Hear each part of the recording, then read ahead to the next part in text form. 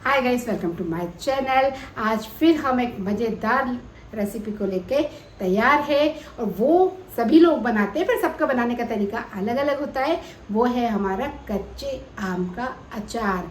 आज मेरा मन हुआ कि कच्चे आम का अचार बनाया जाए, क्योंकि अभी बारिश नहीं गिरी है तो साल भर जो रखते हैं वो अचार मैं नहीं बना रही हूँ।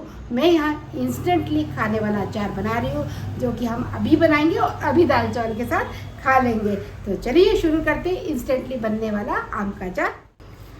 कच्ची केरी का चालू अचार बनाने के लिए मैंने यहाँ लिए केरी बिल्कुल टाइट है। देखिए, बिल्कुल हर जगह से दबा रही हूँ तो ये टाइट है, और ये मेरे घर के पेड़ की ही गिरी हुई केरी है, तो इसलिए मैंने सोचा आज तो ये अचार इसका बनाना ही बनाना है।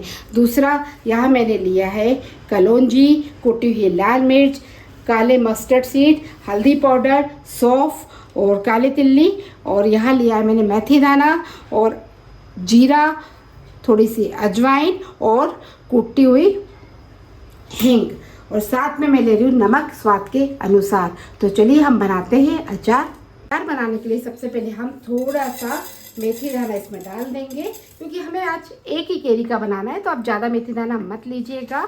बिल्कुल छोटा सा स्वाद के अनुसार मेथी दाना लेंगे। सबसे पहले इसे हम धीमी आंच पे अच्छी तरह से भून लेंगे। अचार बनाने के लिए मैंने यहाँ पे 1/4 मेथी दाना डाला है और 1 चम्मच जीरा। इसे हम अच्छी तरह से धीमी आंच पे भून लेंगे, और जब ये अच्छी तरह से भून जाएगा तब हम इसमें मिलाएंगे दूसरे और मसाले। बेसिकली हमको मेथी दाना जो है उसे भूनने में थोड़ा सा टाइम लगता है, जिससे कि वो कड़वा ना लगे, पर मेथी दाना के बिना अचार अच्छा भी नहीं लगता है। मेथी दाना हमारा भून चुका है। अब हम इसमें डाल देंगे 1 छोटा चम्मच अजवाइन। अब अजवाइन को भी हम धीमी आंच पे अच्छी तरह से भून लेंगे।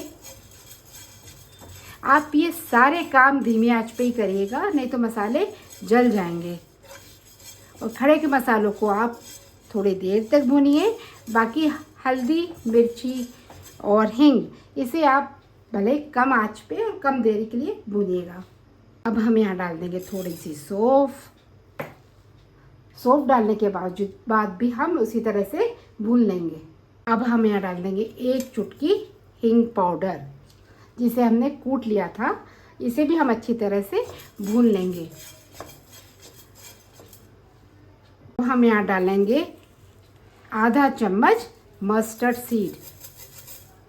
सीड को भी हम अच्छी तरह से भून लेंगे। वैसे तो अचार का मसाला बाज़ार में भी मिलता है, लेकिन जो हम घर में बनाते हैं वो अचार का स्वाद ही कुछ अलग होता है।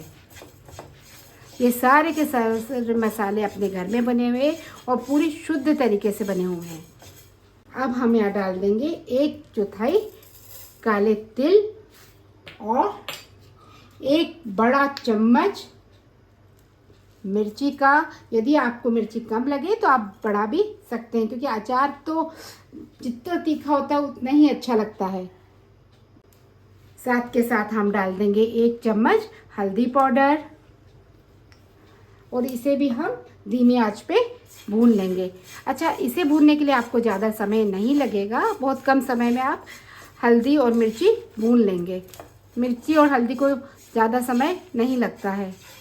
इसी स्टेज पे हम डाल देंगे काला नमक। अब हम यहाँ डाल देंगे नमक स्वाद के अनुसार, और थोड़ा सा काला नमक डालेंगे, जिससे कि हमारे अचार का स्वाद एक्सट्रीमली टेस्टी बनेगा। और इसको तोड़ लेते हैं, इसको अच्छी तरह से भून लेते हैं। अचार की मसाले की तो खुशबू अभी से ही पूरे घर में आने लगी है। अब ये जब हमारा भून जाएगा तो हम गैस की आंच को बंद कर देंगे और इसे ठंडा होने के लिए रख देंगे। तो मिलते हैं 2 मिनट से। अब हम यहाँ पे केरी को कीस लेंगे, और जैसे केरी को कीसते वक्त हम इसका छिलका नहीं निकालेंगे, हम इसे पूरा छीलेंगे, क्योंकि मुझे तो छिलके के साथ अच्छी लगती है। आप चाहे तो छिलका उतार के भी कीस सकते हैं। इस तरह से आप इसको कीस लीजिए। पूरी 1 केरी हमारी किस चुकी है, और इतना पल्प हमको मिल गया है किसने के बाद। सच्ची बताइए, केरी को देख के आपके मन में भी पानी आ रहा है ना? मेरे मुंह से तो लार टपक रही है और बस ये कोशिश करूँ जल्दी जल्दी बने और रोटी के साथ में खाना चालू करूँ। मसाले को हमने एक खलबत्ते में ले लिया है, इसको हम हल्के हाथों से दरदरा कूट लेंगे। ज़्यादा मत कूटिएगा, हल्का हल्का ही कूटिएगा, क्योंकि अचार में जो खड़ा खड़ा मसाला रहता है उसी का तो मज़ा है। देखिए इस तरह से हमारा मसाला कूट चुका है। अब हम इसे मिक्स करते हैं कैरी में। अब मैं ये सारे मसालों को इसमें मिक्स कर देती हूँ। देखिए इस तरह से, ये देखिए आ रही है ना मजा देख के। अब आपके पास यदि बना हुआ अचार नहीं है तो आप इंस्टेंटली खाने के लिए इस तरह से बना सकते हैं और तुरंत खा सकते हैं। आपको इसे साल भर या 2 महीने 3 महीने इंतज़ार करने की ज़रूरत नहीं है। अब हम एक कढ़ाई में सरसों का तेल लेंगे और सरसों का तेल ऐसा उबालेंगे कि इसमें धुआं निकलने लगे और इसे तेज आंच में हम उबालेंगे। जब तक इसका धुआं नहीं निकलेगा तो इसका कड़वापन भी नहीं जाएगा। वैसे कई लोग कच्चा सरसों का तेल भी डालते हैं जो कि साल भर रखते हैं, तो उसका कच्चापन धीरे धीरे कम हो जाता है। लेकिन हमें अभी यहाँ इंस्टेंटली खाना है तो मैं इसे अच्छी तरह से गर्म कर लूँगी और जो तेल में इसका धुआं उठेगा उससे इसका कड़वापन भी खत्म हो जाएगा। कढ़ाई में देखिए इस तरह का धुआं जब तक नहीं आ जाता तब तक हम इसको गर्म करेंगे और जैसे ही धुआं निकलने लग जाएगा तो हम इस गैस की आंच को बंद कर देंगे।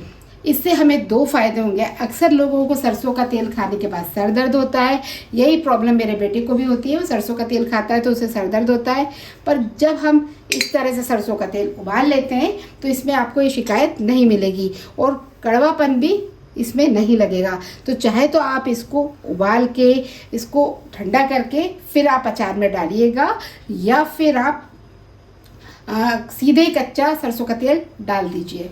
और जो हमने सरसों के तेल को गरम किया था वो भी ठंडा हो गया है। जिस तरह से मैं पकड़ रही हूँ आपको यकीन हो गया होगा ये तेल ठंडा हो गया है। अब हम इसमें मिला देंगे हम पूरा सरसों का तेल और इसे कर लेंगे वेल मिक्स। देखिए इस तरह से मिक्स कर लेंगे और चाहे तो आप इसको एक बर्नी में निकाल लीजिए या फिर किसी बॉल में निकाल लीजिए। ये देखिए मैंने इसको एक बॉल में ट्रांसफ़र कर लिया है। अब बस इसको देर है खाने की। यदि आपको मेरी रेसिपी अच्छी लगी तो like share and subscribe. Thank you.